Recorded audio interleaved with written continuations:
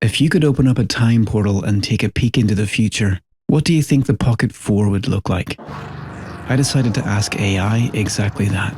We all know AI is going to kill us and restore the Earth back to the lush utopia it was before humans messed it all up. But before it does that, I wanted to see if it could design a future version of the DJI Pocket. So I used this design from my Pocket 3 April Fool's joke as a starting image and asked AI to design a Pocket 4.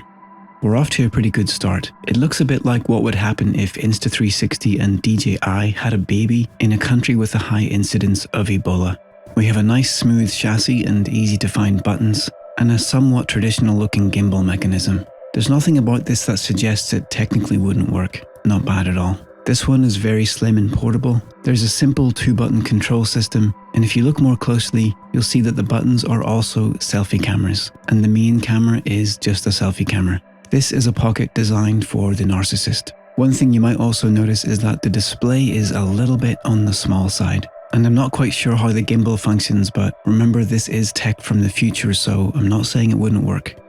Now we're taking a radical departure from the typical Pocket design and into something completely new. I suspect this is a large flip-out display. Nice. And on the top there appears to be an electronic viewfinder for those bright sunny days. There's no sign of a gimbal, so I expect the AI made the assumption that in the future all stabilization will be done digitally and there won't be a need for motors.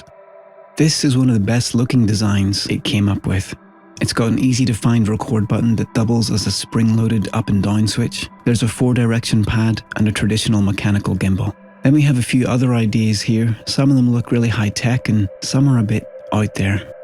With this one, the camera appears to be a completely detached part that hovers above the rest of the camera. That would certainly take care of any vibrations and eliminate the need for the ninja walk, but battery life might be a problem, given that it would need to have a small anti-gravity generator in there, and element 115 is a bit hard to source these days, though I do know a guy. Here's one for people who want just a slightly larger display. And here's one with a nice feature for people with deformed and unusually small thumbs. The power button pops out so you can hook that floppy micro thumb underneath and keep it out of the way. Then we have a few more ideas. And then look at this one. It reminds me of this concept image I made last year that some other tech YouTubers screen captured and then claimed it was an actual leak from DJI, which it wasn't. So the AI has the right idea here with the larger but not ridiculously large display. The gimbal doesn't exactly look mechanically viable, and then it did a few other variations of this.